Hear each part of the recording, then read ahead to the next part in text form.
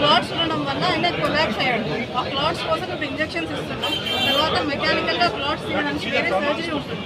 కొంచెం స్టేబుల్ అయినాక సర్జరీ కోసం హైదరాబాద్కి పంపిస్తాం. రైట్ నో బీపీ పల్స్ అన్నీ మంచిగా ఉన్నాయి. స్పాంటేనియస్ బ్రీతింగ్ కూడా ఉంది పేషెంట్. ఓకేనా.